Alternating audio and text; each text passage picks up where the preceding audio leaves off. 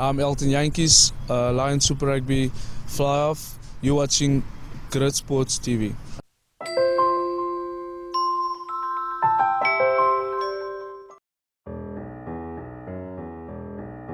Born in Gravinet. It's actually difficult to say who Elton is. I don't even know who's Elton. Born in Gravinet, small town in the Eastern Cape. I see the majority of the rugby players are actually from Eastern Cape. Should actually go to the Kings.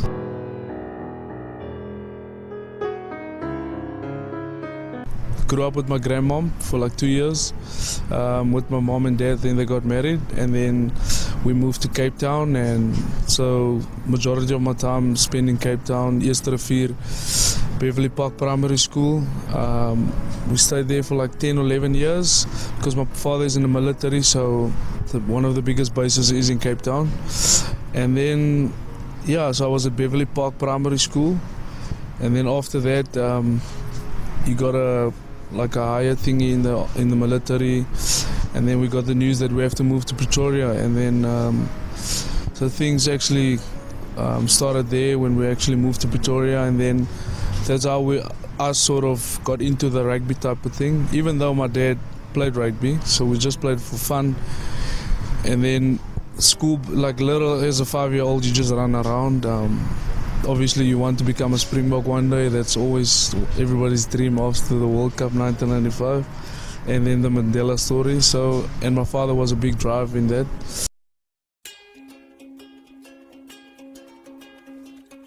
So went Pretoria, and then I actually played first team under 13 at Paratus Primary School.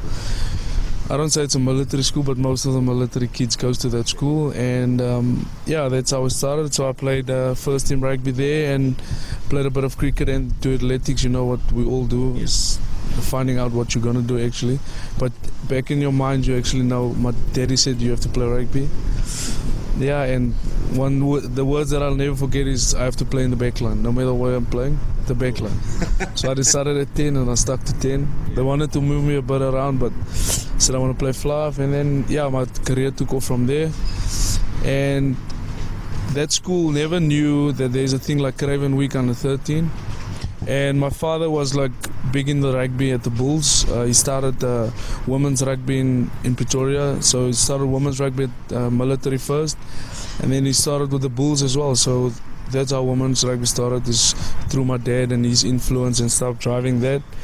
And then he found it out through the Bulls Rugby Union that there's Craven Week for under 13, like you can play provincial. And we gave it a go, and after school, me and my dad drove, and then I think it was at Eldorain or something, not sure.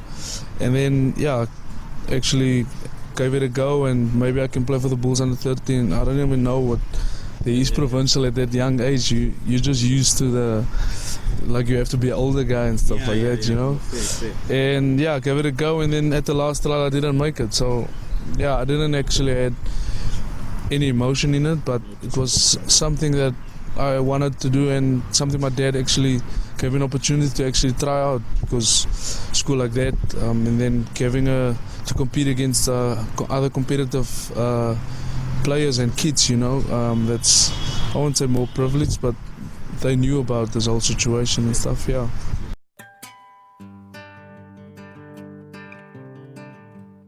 I had three primary schools. So I had Beverly Park in Cape Town, I had Paratus in Pretoria, and then middle of my standard 5 year, went to Potchefstroom. So I was in Mooirivier. Afrikaans, and you know, it was all that. So, because of my dad, he was in the military. So we moved to Potchefstroom, something never heard of. And then, I was at Mooirivier Primary School. So I finished the rugby season at Paratus with my school and whatever. And then, big change because it's your last year of primary school, then you have to go to high school. But it's what we do. As a family, it's me and my brother and my mom and dad, and that's how we go. It's the 4 of us, and we just travel, you know. And it's a small family, but we're very tight. And we left, and then I actually started playing cricket. This cricket thing was new actually but that's how I started playing cricket, by friends, you know, in the at school, you just play with each other. It depends on seasons. So you either play touch rugby or you play cricket.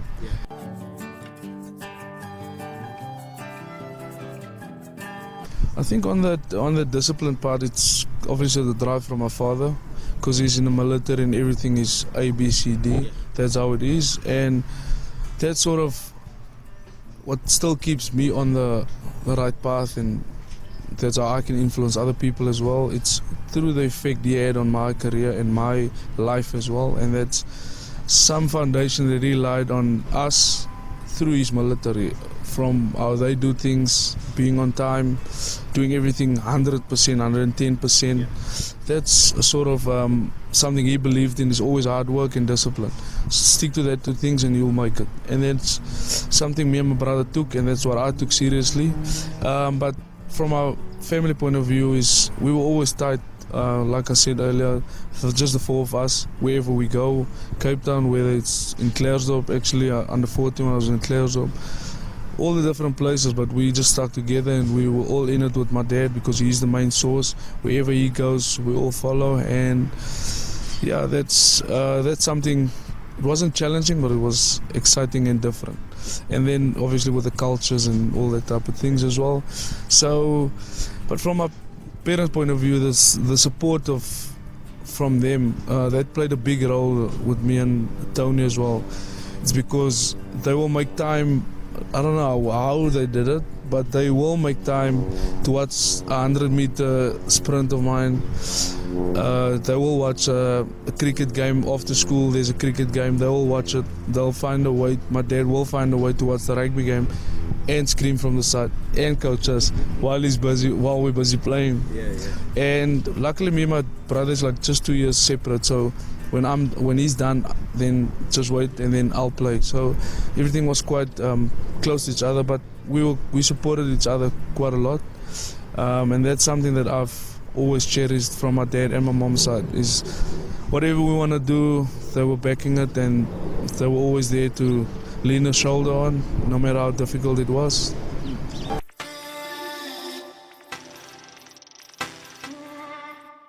Yeah, difficult, because all the schools got traditions and cultures and how they do things, and from where we came from, it's the opposite. So it's go to school normal, have fun, and then go home. But then obviously I had that in Moerefeer, it was still chilled. But then obviously, like I said, it's more difficult for me in the standard 5 year than your first year under 14 when you go to standard, like start your high school career. It's because everybody just comes together, because I was at Klerksdorp World School, and I was at Race. So my parents lived in Potchefstroom still, but then I got opportunity from Klerksdorp World School through cricket, not rugby actually, and then signed with the cricket academy, and I got a bursary from the school, and then I went to the Race as well. So at the Race, you've got strict cultures and strict traditions that you have to follow, because I mean, if we look at how many years ago, 2004, 5, yeah, that's years ago. So back then tradition was quite strong and you have to follow it, and because maybe you'll be in that position one day when you're a senior. So we had through the first 6 months, you've got a tradition, so you know exactly your routine. So you know you have to wake up at 5, you have to do this for the senior, you've got your own individual senior. We all know that story. So actually, that's why I say it's easier, because you actually know from a young age what you have to do before school, even before school starts. So you know exactly what you have to do for the senior, so you need to have respect for the older. That's how it works. And then obviously at Race, it's more, you become more independent. You need to know yourself, like you need to get to know yourself, you need to stand up for yourself, and you need to be open-minded, you need to be multicultural. I mean, obviously the majority of my people was the color of white, but I didn't see myself in that way. It was just everything, and I wanted to get to know people, and I got my friendship, my group, and which makes it easier. And yeah, that's the story I can tell. So it was actually a good start under 14, and then let me just continue with my high school. So I was a year at Clearsville School. Played cricket the majority of the time. Obviously, I played under 14, rugby as well. It was good because my dad was my coach. So that's something special and something that I'll never forget. So the school actually, because they knew that he's coaching me as a pivot position at 10, so it was easier for them choosing my dad as the coach of the team. So he was my coach, but it was never about my son is definitely going to play. You understand what I'm saying? I had to grind.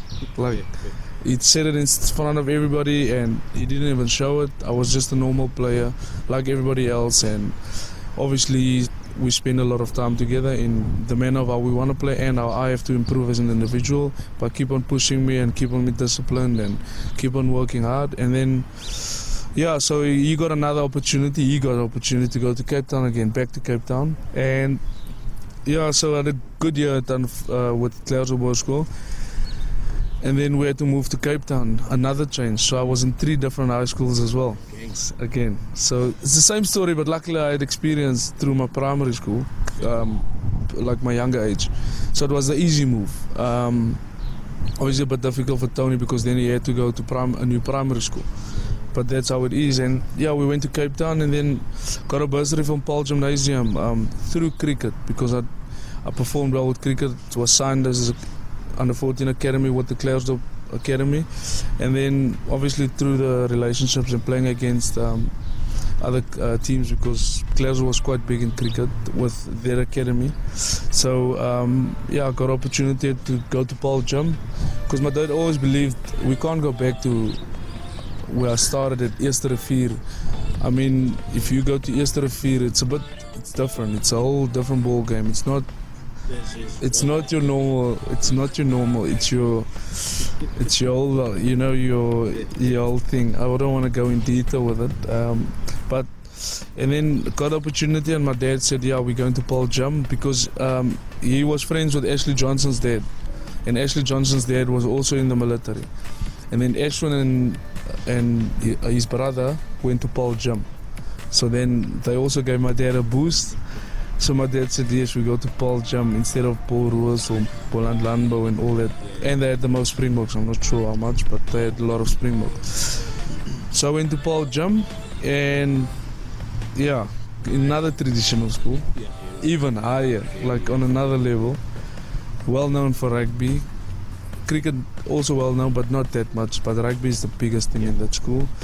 Signed all our Cravenwick players, and now you didn't even play Cravenwick, you don't know what's Cravenwick, and you come in from Afrikaans and moved to Cape Town, but it was quite good, and I really enjoyed Paul Gym. But then, I don't know why, but I was never I don't know if it's my way of upbringing, or is it my friendship, or my personality or something, but but I fitted in a traditional school, or like a school with high standards and everything, but I had a lot of fun with a normal, like a Florida, where I finished my high school career. I don't know why, but because there wasn't a lot of expectations or pressure, I think. As a young 14, 15-year-old, you just want to have fun. You understand what I'm saying? Where I've been prepped. If you go to Paul Gym primary school, like for 5-6 years, so you're well prepped for that. But you coming from a different background, now you have to deal with that. Was fun, but biggest drive was cricket. So I almost went to Wynberg Boys or Bishops. They wanted to give me a bursary for cricket. So rugby was just there, you know. I enjoyed it because of my dad, everything. But my rugby was fading. Not fading, but there wasn't a lot of attention like how I played cricket. Like I was 15 years old, and then I got chosen for the first team at cricket. So as a lighty, no one expected that, but yeah, I got an opportunity and I played first team cricket, but played on the 15 rugby as well, but rugby wasn't. Cricket was the main drive. So it was so close where I almost actually, if my dad didn't move back to Pretoria, another move, if he didn't move back to Pretoria, I would have been probably a cricket player today.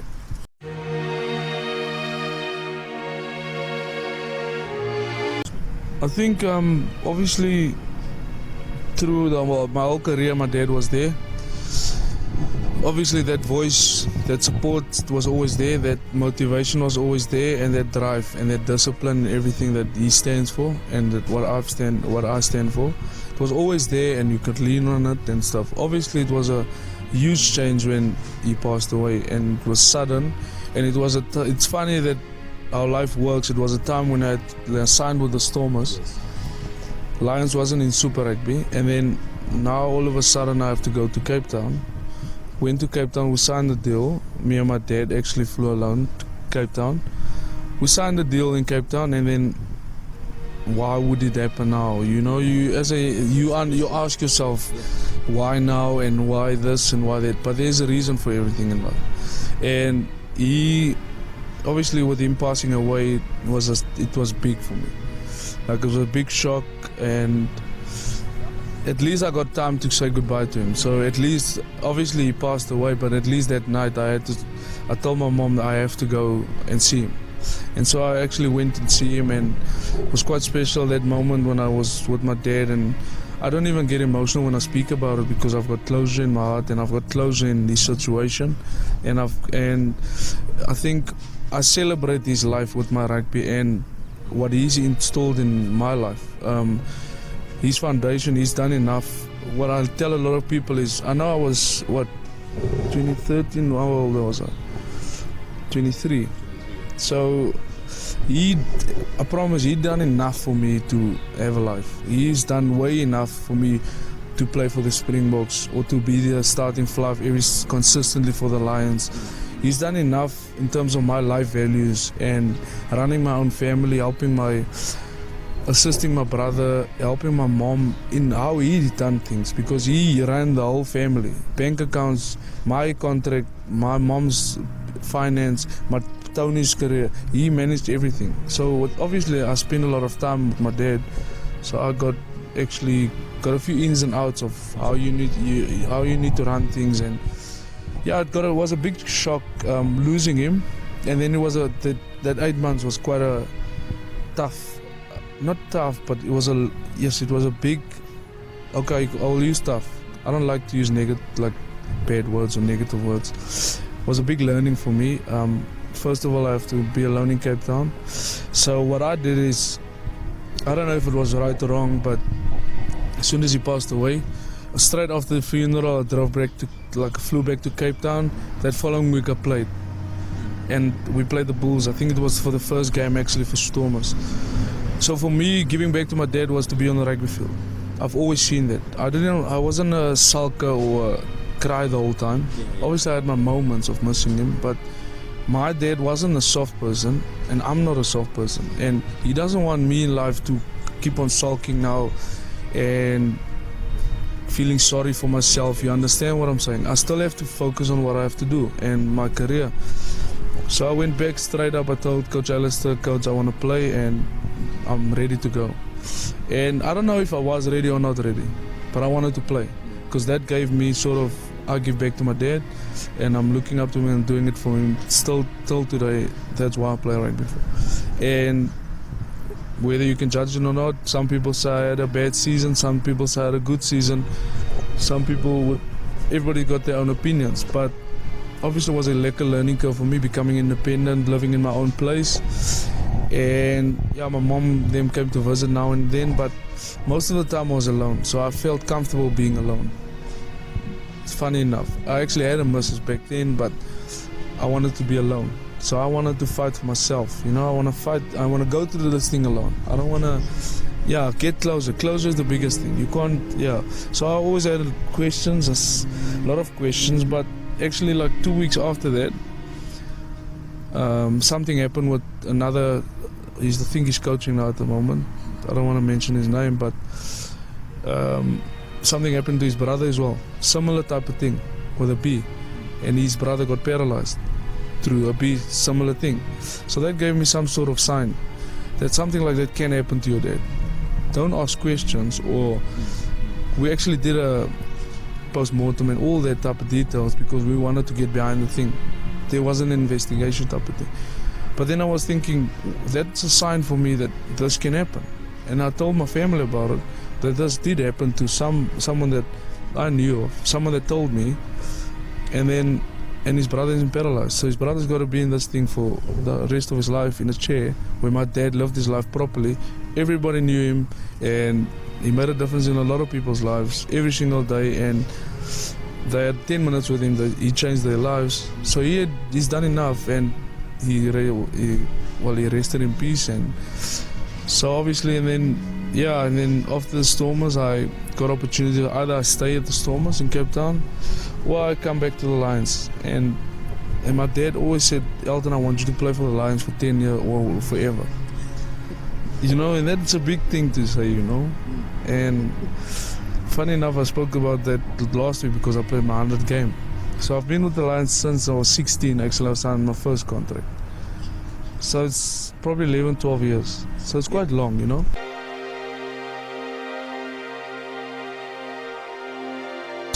The biggest change was, I think, they moved to Japan. So I came back for the Lions because we had an opportunity to come back to Super Rugby with the promotion of the relegation against the Kings. So I came back, but then in the meantime I signed a deal to Japan. So it wasn't a financial signing.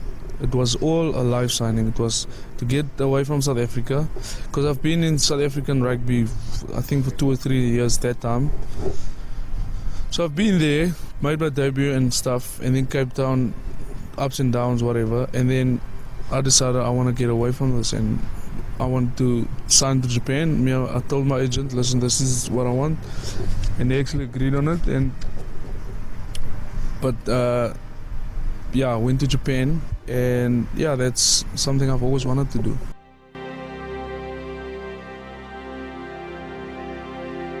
Oh, you sit in front of the TV and you wait, and you wait for your name being read, or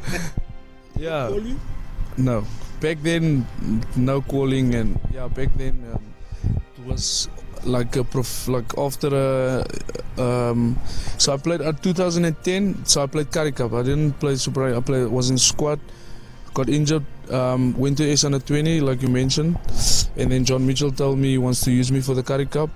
So I played a few games on the bench. Like Jantjies was on top, so I had to get some game time, feel senior rugby.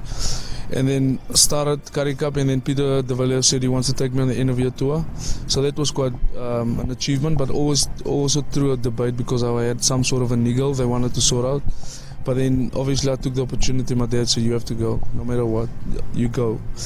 And then then I got that, went in with the Springboks. So that's a special moment for me. And like, how did you feel? Do you still remember? Do you get obviously when your name was read on the TV, you parents, family? My dad was emotional. My mom was crying. I was not expecting it, but expecting it, because I felt confident in I can ever go at this. I can play at the big league, or I can at least be part of this Springbok structure, no matter the age. I've never believed in age. I was 16 and I played under 19 Lions Currie Cup. So I didn't have a problem with being a young boy and then going to the Springboks. It's always obviously challenging, but for me it was learning things, learning how the structure works, because there was a set structure back then with that World Cup squad 2007 they won, so with John and them. So that was a complete different setup. It was just me, I think me and Pat, only two youngsters with all those big boys.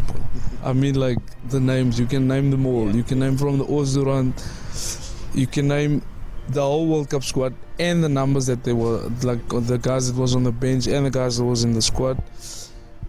Big names, and you just sit in front of the bus. But like on your point, I can't describe that feeling because it was quite special. And it was very special for my family as well. And then I told my dad, Daddy, I want to play for the Springboks one day, and it became actually a reality.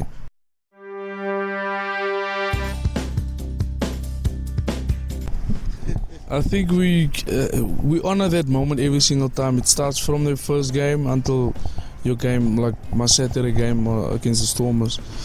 Yes, that because you never guarantee that you're gonna play.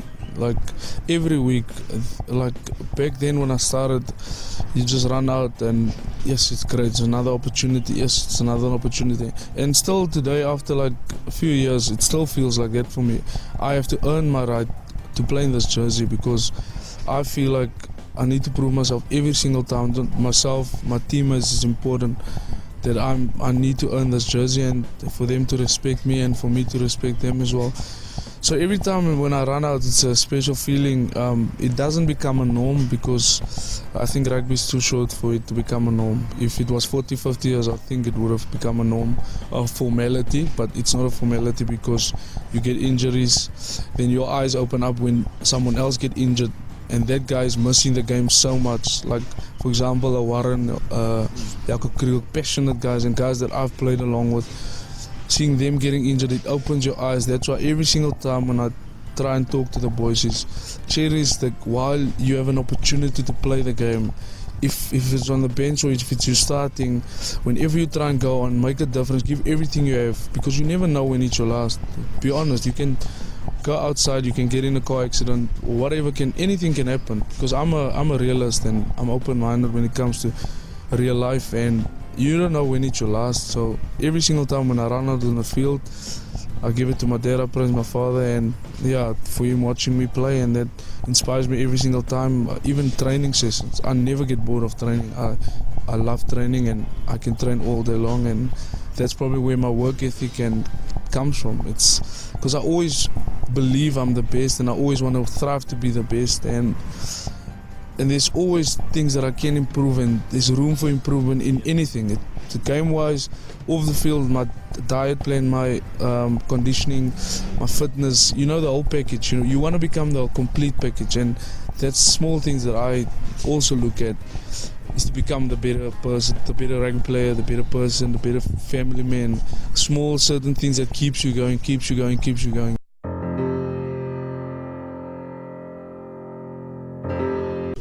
A lot of messages, but I think it's from familiar words that everybody uses. You can get bored of it, but believe in yourself. That's something you must always do. Be confident in yourself and your abilities. Whatever you want to achieve, whether it's like me playing rugby, whether it's like what you do, whether it's a businessman or a salesperson, it's the same thing. Hard work and discipline, and always, I think, set goals for yourself as well. That's you get confidence out of that, because when I set goals for myself, because I do it every single since I moved to Japan, it was 2013 or 2014. That season.